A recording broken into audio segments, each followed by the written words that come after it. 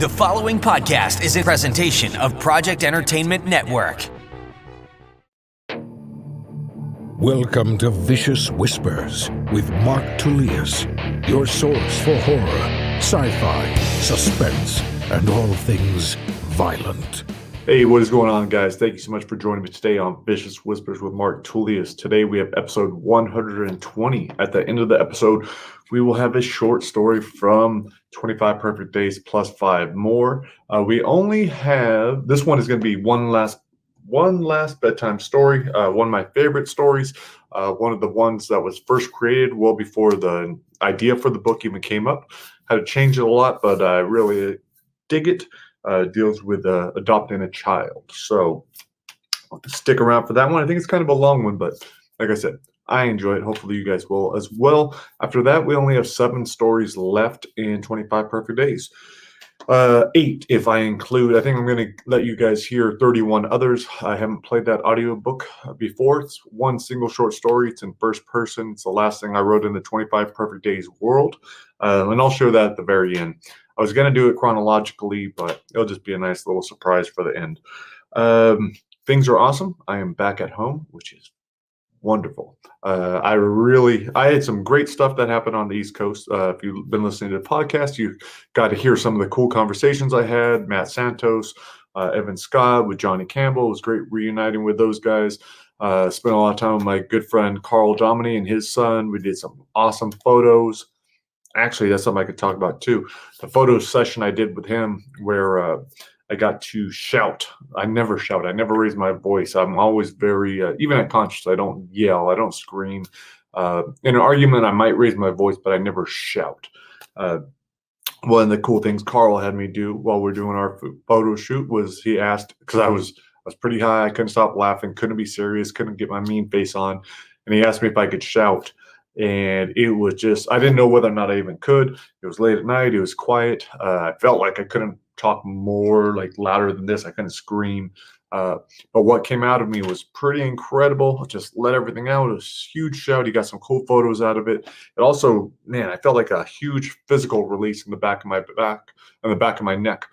Just like I would get with like a chiropractic release or something like that, where I could actually feel stuff letting go.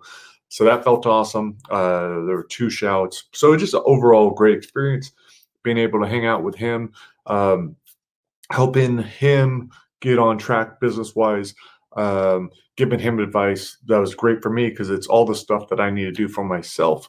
And so it's been awesome. Another thing that happened on the trip, locked in 2 more Try Not to Die authors, one in Canada. Hers is going to be awesome. Caitlin's going to have an incredible book. And another guy, Nico, in Germany. His Try Not to Die in the Rhine. That's going to be awesome as well. So excited about that. Excited about branching out. Really putting a lot of focus on the Try Not to Die franchise. Playing around with the idea of a board game. Trying to figure out that if it's worth it for me to pursue right now.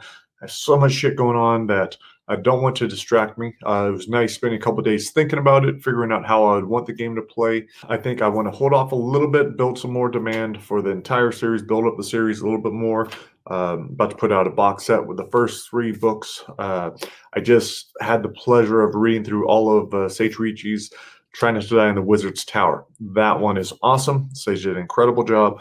I've already gone through all my notes. I'm still waiting for some notes from the editor. We'll input those. Actually, we'll be talking with Sage today about when we want to release that, how we want to release it, if we're going to do a contest, if we're going to do beta readers and whatnot. So going to figure out the best strategy for that. So that's going to be book 4. I've been working on Dethfest. Dethfest we started so long ago, Glenn Heaton and I, but different things have come up. I've obviously been distracted. He's had life come up. But we're back on that. Just went through the early death scenes, fixed those up. He's working on the main path. I'm going to go jump on some death scenes, just give it my take. So working on that. And then also, once I got home, I began working on Try Not to Die in the Wild West with John Palisano. He gave me that draft in September. So he wrote a whole story, real big, thorough, rough draft of it. and it's just been sitting there. I had read through it once, but there were so many other things going on, I just couldn't get to it. So, and I wanted to give space between his books. He was book 3 with the pandemic. Now, Wild West will probably be book 6. Not sure who's going to hit book 5. Probably not going to be Dethfest. It will probably be either Super High if Steve Montgomery gives me. We're so close to being finished with Steve's book, but then again, life got in the way. He's incredibly busy, hard to get to it. But when he's done, the book, we've already put so much work. That book's nearly done too.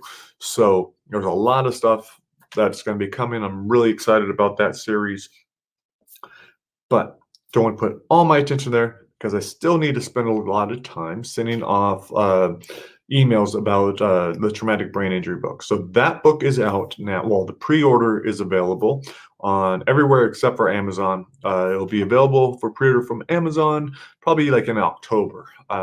So TBI or CT, what the hell is wrong with me? That's been going out to early readers. So I just sent out some early readers. If you want to have a chance to look at that to help me make it better before we publish it, I can send you an advanced copy. I'm not sending out print copies of that, only to magazines and newspapers, just because there were some issues going on with my publisher. So right now I'm just getting the advanced copies through Amazon. But you can read it online. Just got back my first blurb from someone I really respect, an author I respect. I was just glad that he read it. And then for him to come and give me such a awesome blurb is incredible. I will share that maybe next week. But it feels really good. And so that only strengthens my letters that I'm sending out to all these magazines, to all these newspapers, asking them to review the book, to consider writing an article on the whole process or on me or whatever else. I think I generally would have a hard time with that. I always sell myself short and there's all these reasons why, I'm not worthy of this or whatever else. But reading through my pitch, I was like, that is a good pitch. Like if I was hit with that pitch, I would want to talk to the person. So that's what I'm hoping these editors are going to say. That's how they will react. I think it's a very important subject. I really believe in this. I really believe in the book. I believe it could help some people. And honestly, if I could help just a couple of people, then that was awesome. It was worth all my time. And more than anything, I got what I needed from this. Like I got a lot of healing from it. It was rough. Not only the healing from the actual coping mechanisms that I write about and experimented with, and the different therapies, but the actual writing of it and having to look at myself and look at my issues and look at my friends and look at their issues and deal with all of that. It has just put me in a whole other place, man. I can just handle so much more stress now, enjoy life. I'm so much happier. And so if I could increase someone else's happiness, if I could help them deal with some shit, even if it's just simply letting them know, hey man, you're not different than anyone else. Don't feel like you're strange or whatever. A lot of people deal with this. Most people hide it. Most people aren't even aware of it. Lots of my stuff I wasn't even aware of. I thought I was normal. So I am looking forward to shutting that shit down and helping people change that perspective. So that is what's going on there. What else? Had a good talk with Mike Wilson about 10 Planet Whittier. We were going to help him open up a 10 Planet Whittier obviously in Whittier, right before the pandemic hit. But the pandemic hit, screwed everything up. We weren't sure what was going to happen, if people could train, if we should leave something, just scary, scary times. Now he's ready. We were thinking about it and how awesome that would be. So yeah, we want to do what we can to help him get that open. All jiu-jitsu is awesome, but we really enjoy 10 Planet Jiu-Jitsu. I like to learn from him. Also, I enjoy training at Gracie Baja up the street with Phil Marino and those guys.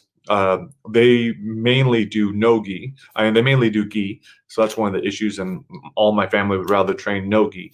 But whatever. There's plenty of jiu-jitsu for everyone, and the more gyms that are available, the better it is. And the last thing, what else was I gonna say? There was something else. It wasn't too important.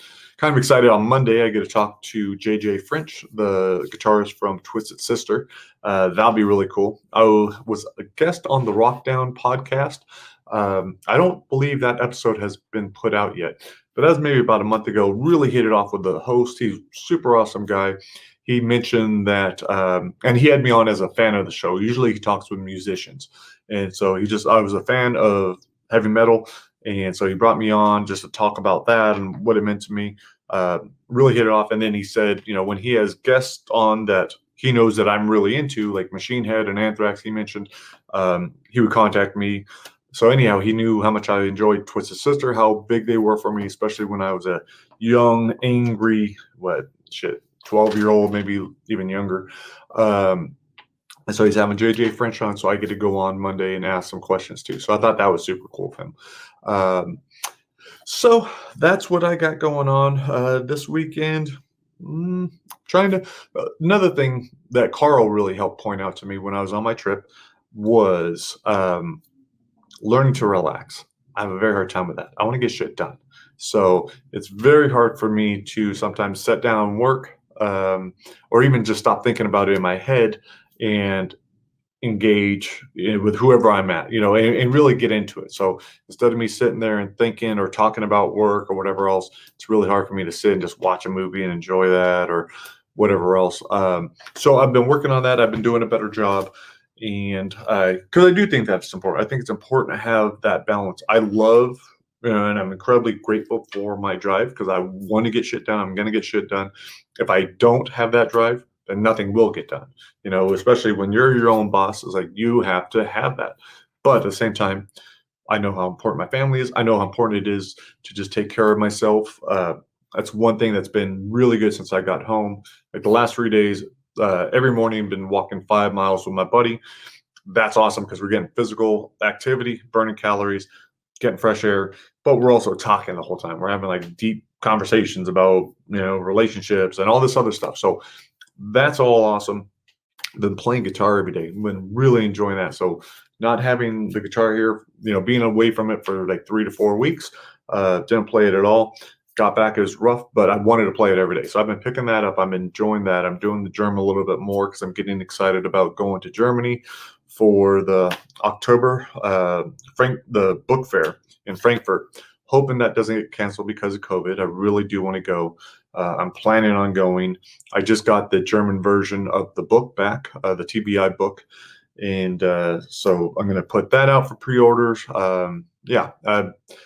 Just got a lot of stuff going on, but I'm doing a good job. I write down everything. I got all my notes. I can't really see that, but I have all my notes. I check it off. I was like, okay, here's what I could get done today. Like today was going a walk. Well, first it was write down my 3 things I'm grateful for. That was super quick. Sent off a couple of emails. Go on a walk. Got home, take care of the kids and fed them. Then it was do this podcast. Next, it's going to be do a newsletter real quick. That's what I have to do on Friday. That's what it is. And then it's going to be playing with my kids a bit. Then it'll be doing some sauna. I've been doing the sauna like crazy and stretching because I've been so tight. So I need to take care of myself. And so I love having my list of things that I could just check off. Like, yep, I did that. That was good for me. That was good for me. Last thing, totally forgot. Also started working with a hypnotist. That was interesting. It's a little strange letting yourself be vulnerable like that. I did it online. Thing I liked about it was I had it on Zoom so I could record it. So that way if she was putting some messed up messages into my head or making me do crazy shit, I would be aware of it later. I could watch it. But she didn't do that. Didn't even have to go back and watch because I knew the whole thing was awesome. It felt great. We're working on some long-term commitment stuff. After the session, I realized, and it's been effective. Like the messages I've been listening, she also had me listening to self-help, self-talk things that have been putting these messages in my brain. So it's just trying to rewire old negative thoughts and replacing them with these new positive ones. So the next 2 sessions we're going to do are just going to be based off of based on self-esteem issues. I've always struggled with that. They're still there. I still call myself a dumb shit. I still think of myself in a negative light way too often. I think that's affecting my confidence. I think it's affecting my confidence and slowing me down with learning guitar and with learning German. So I do believe the hypnosis is going to help. I'm excited about doing it. That's with this Alexandra Kullner. She's been great. She was referred by a friend. Actually have 2 of my buddies are going to start with her next week. And so I think I will have her. I will definitely want to talk to her on the podcast about this.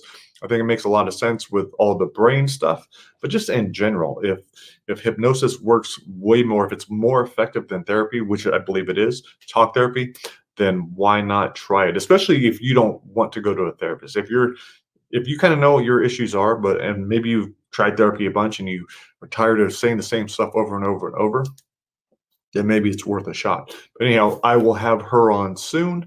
Yeah, 'cause I don't think I have a lot of other podcast guests scheduled. I don't want to just talk to myself, although I do find myself pretty fucking interesting. Nah, sometimes. Anyhow, I will have her on. I think that's about it. Why don't we get going?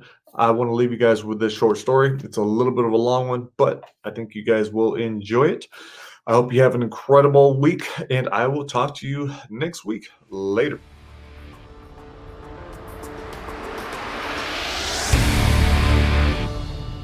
One Last Bedtime Story, February 1st, 2063. The local news flashed across the holographic platform.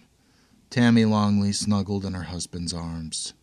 John told her to keep flipping, but her finger didn't move, eyes glued to the screen. John tried to grab it. She stuffed the remote between the couch cushions under her leg. "Come on, the game's starting," John said, all tired and whiny. Tammy was already welling up at the child of the day, a button-nosed boy named Philip. "Oh, he's so cute." Philip's height, weight, IQ, and health index scores scrolled across the bottom of the image. He had 2 weeks until he turned 5. The news anchor said that as an older child, his chances of ever finding a home dropped drastically each day. John scooched back and sighed. "Why do you watch stuff that makes you feel like shit?" Tammy wiped at her eyes. "Because that boy doesn't have anyone." "I know, and it's awful, but there's nothing we can do. Now, please just turn the channel."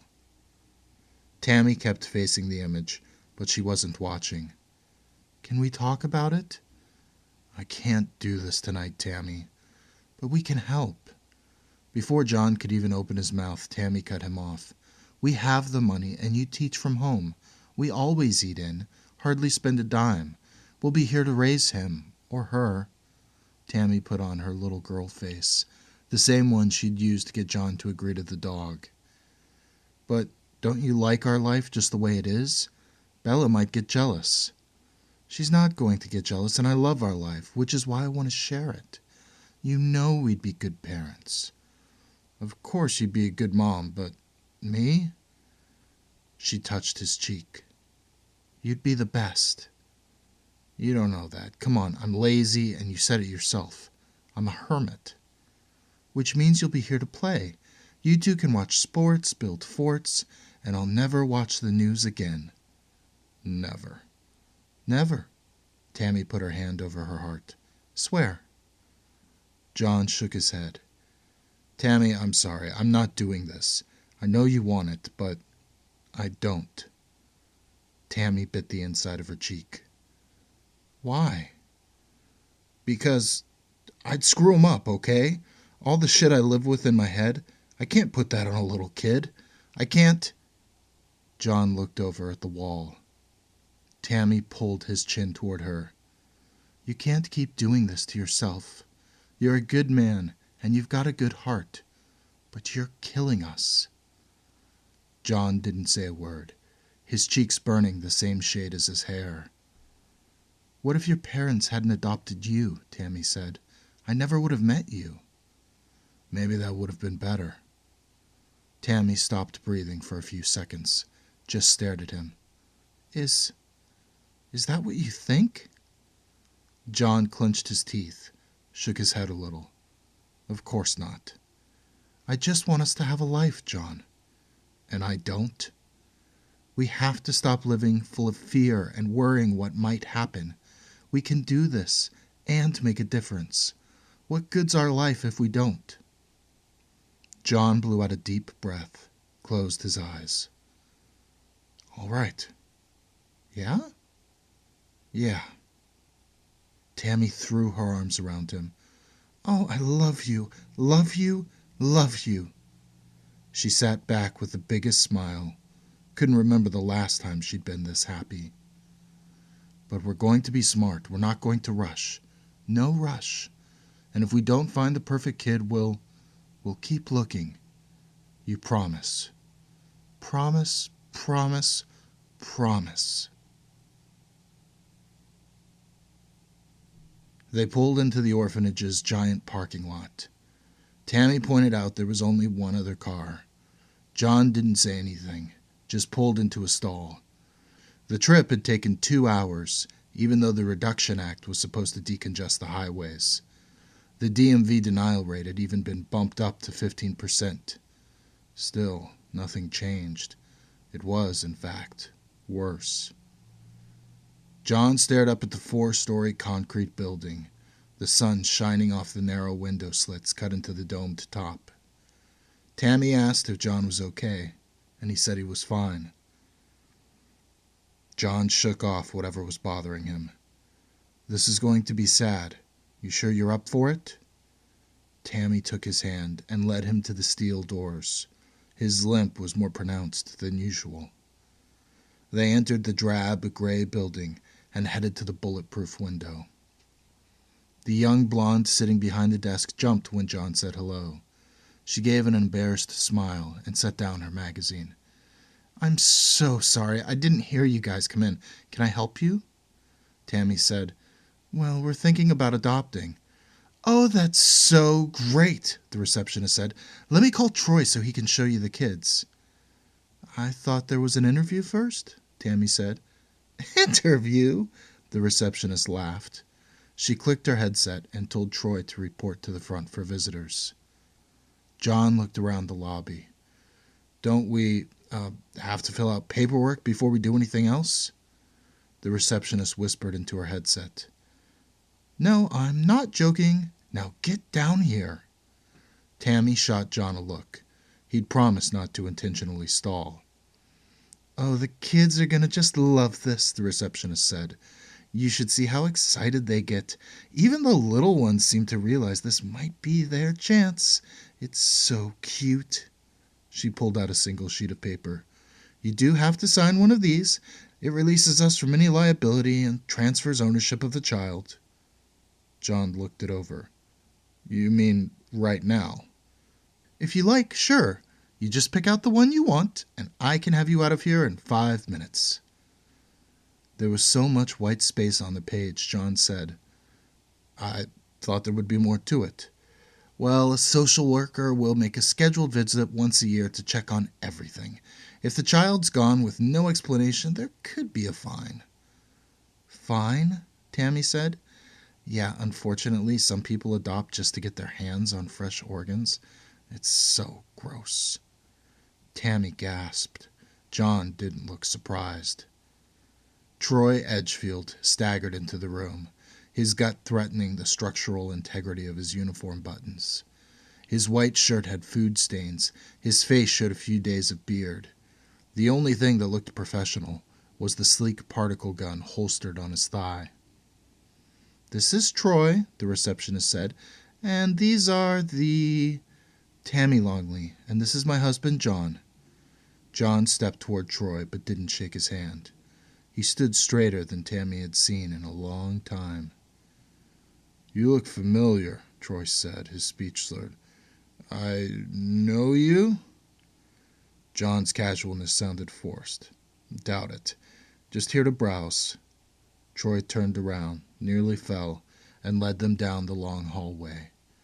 While they waited for the security system to read Troy's retina, Tammy glanced at John, wondered why he was acting so strange. Before she could get his attention, the door opened, and they walked into a huge circular room that reminded Tammy of some Gothic circus tent. They followed Troy to the workstation located in the middle of the rotunda. It was so quiet. Tammy looked all around the room, shocked to see so many little faces staring back at her from the other side of glass walls. She spun slowly, mesmerized by the 100 tiny eyes filled with hope, anxiety, defeat, and despair. This wasn't a circus. It looks like a prison, she said. Troy took his seat at the computer console. He didn't even look up when he said, "Used to be."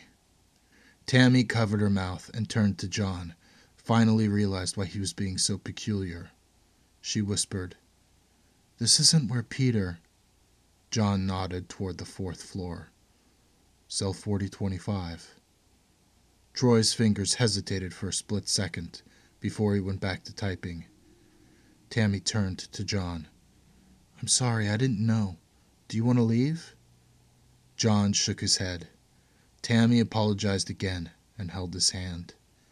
When she noticed Troy looking at them from the corner of his eye, she smiled and noticed there weren't any kids outside their cells. "Are their doors locked?" Troy kept clacking away. "During visits it's protocol, but if you want to see one you like, I can let you in. Oh, and I'm supposed to ask, you got any requirements?"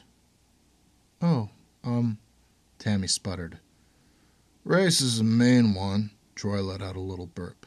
"Predetermined height's a big one, so is IQ. Not too many people want to adopt a retard. I can plug in whatever you want, though, narrow it down. We've weeded out most of the ones with anything terminal." "Weeded out, huh?" John said. Tammy didn't like the way John was acting. "Can we look around?" "Yeah, browse away." Troy scratched at his fat neck waddle, a tan line on his ring finger. Tammy asked John where he wanted to start, but John just kept staring at the back of Troy's head. Troy pointed. "Infants and 1-year-olds are down here. 2-year-olds got the 2nd floor. 3's on the 3rd, and 4's on top." Tammy pulled John toward a cell of babies in their cribs, their cries silent behind the glass. A video screen listed off names and statistics, illnesses highlighted in red. The babies were adorable and cute, misshapen and ugly. Some were smiling, others were sleeping, the rest screaming. "I don't know if I want a baby," Tammy said. "I kind of want to talk to them." "Did you say them?" "You know what I meant." She turned to Troy. "Can we go upstairs?" "Yeah, I'll buzz you." A gate opened. A metal staircase zigzagged all the way up to the 4th floor. As they made their way up, Troy snuck a drink from a little flask. "This place is just so awful," Tammy said. "How can they lock them up like this?" On the 2nd floor, little tykes wobbled around in their cells. Some played with blocks covered in bite marks. One kid just kept spinning until he fell against the wall. After a few minutes, Tammy and John decided a 2-year-old would also be too much work. They went up the next flight of stairs. Most of the 3-year-olds were standing in front of the glass. They smiled, trying to look so cute. Tammy cooed, and John rolled his eyes. A little girl stood behind her glass and posed like a ham, her chin on her folded hands, bottom lip stuck out in a little pout. Tammy covered her mouth. "These kids know how to work it." John looked down into the pit at Troy staring blankly at the wall. "What do you think?" Tammy asked. "Do you see anyone you want to meet?" "I don't know." John looked down the long row of cells. "What about that kid?" He pointed at a little boy, sniffing his armpit. As they started walking, Tammy kept looking up at the 4th floor. "Tammy, at 4, they've just been here a long time. But is there really a difference?" "I don't know." Tammy batted her eyes. "If you want to look at 4, let's look at 4. Tammy dragged him back toward the stairs, her heels clanging against the metal. She hurried to the first monitor, read the boy's name. Brian. 4 years, 3 months. A beaming smile pasted on his face, his arms awkwardly hanging at his sides, like he didn't know what to do with them. Then there was Gabriel, sitting on the toilet with his pants around his ankles, his face flushed a bright red. They quickly moved to Tommy, juggling 2 orange balls. When one fell, he started punching the wall. An angry little man. They hardly stopped at Victor, the largest kid in the place, rocking on the edge of his bed, screaming so hard his face was the color of Tammy's purse. Tammy didn't even realize John had moved ahead 2 cells. He was staring at a blond boy sitting on his bed, a book in his lap, a pair of broken eyeglasses on the floor, tears coursing down his cheeks. "He's beautiful," Tammy said. "Do you want to go in?"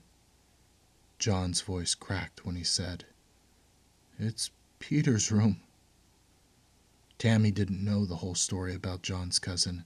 He never wanted to talk about it. She looked down into the pit, but Troy was no longer at his monitor. "You find one," a voice said. Tammy jerked back. She hadn't heard Troy come up, but there he was, standing right behind them. "Yeah, can you open up 4025? Tammy said. Troy pressed his thumb against the scanner. Tammy read Matthew's stats. The kid had a high IQ, but his health index was low. But most importantly, tomorrow was his birthday. The door slid open. Tammy and John walked inside the room and knelt in front of the child. She picked up the glasses from the floor and asked, "Is this your only pair?" He nodded, eyes down. "That looks like a really neat book. What's it about?" Speaking barely over a whisper, he said, "Billy gets lost at the amusement park and his mommy looks for him all over, but he joins this group of pirates who rescue her from this evil king." "That sounds like a great story. Would you mind if I read it to you?" Matthew mumbled okay and wiped the tears from his face. Tammy sat next to him. "Well, Matthew, I'm Tammy, and this is my husband, John." Matthew said hello, then looked into Tammy's eyes. "Do you like to read?" "Very much."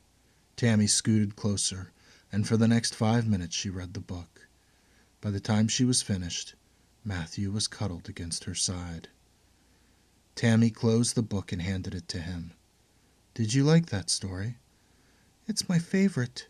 Can you read it one more time?" She looked up at John and he said, "Maybe later." "Come on, John." She turned to Matthew. "He does really good voices, especially pirates. Would you like to hear them?" Matthew nodded with excitement. Tammy waved John over, and he finally sat down and took the book. When he finished telling the story, putting extra flair on Captain Blackbone, John gave the book back to Matthew and told him this was now his favorite story, too. "Matthew, do you mind if John and I go outside to talk for a minute?" "Can you read one more time?" "When we get back, we can. Will only be a minute." Matthew threw his arm around her leg and squeezed. He whispered something about not wanting to go to sleep. Tammy sat, held him tightly. "It's too early for bedtime. Don't worry." Matthew violently shook his head, nearly cracking into Tammy's jaw. John noticed a digital clock on the wall. It was ticking down. 2 seconds. 1 second. An alarm blared on Troy's watch. "I'm sorry, visiting time's over. You two have to leave. Matthew, remain seated." Tammy looked to John. He was standing a few feet from Troy. "We're not going anywhere," John said. Troy shouted, "Leave the room, now!" Tammy asked why the clock hit 0. "He doesn't turn 5 until tomorrow." "I'm not going to ask you again," Troy said. His hand hovered over his particle pistol. John, the man who'd never been able to stand up to anyone, got in his face. "We're not done with the visit." "You have 5 seconds." John walked over, took Matthew's hand. "Do you want to go home with us?" Matthew nodded. Tammy saw Troy pull out his gun. "What are you doing? We want him. Let us fill out the paperwork." "I can't do that. Protocol." His gun aimed at Tammy's face. "Just call the receptionist," Tammy said. John scooped up Matthew. "They're not going to hurt you." Troy blocked the doorway. "Put him down." "We're taking him," John said. "I'll sign whatever we have to, but he's not staying." He started to move past Troy, who put the gun to John's head. "Put down the boy." "You don't have to do this," John whispered. "Yeah, I do." He pointed at the vent in the ceiling. Now they're either going to find one body or they're going to find three. I remember you, John said. My cousin was here. Tammy begged Troy to stop this. Slowly, John set Matthew down, told Tammy to take him. Then John turned so the barrel of the gun was flat against his forehead. A small white mist began to pour out. I have to close the door, Troy said. He reached his other hand toward a remote on his belt. Matthew was crying, his arms wrapped around Tammy's neck. They both coughed. It's burning, Matthew screamed. John stared at Troy. What happened here? Come on, these are just kids. Troy's finger tightened around the trigger. John closed his eyes, and Tammy held onto Matthew as she crouched on the floor, trying to stay away from the mist, her skin itching, then sizzling. On the first floor there's a back door, Troy whispered. He slipped something hard in John's hand. John opened his eyes, saw Troy's ID card. Troy stepped to the side. John pulled Tammy, who was still holding Matthew. They hurried out. The door slid shut. Tammy turned back as Troy walked into the mist.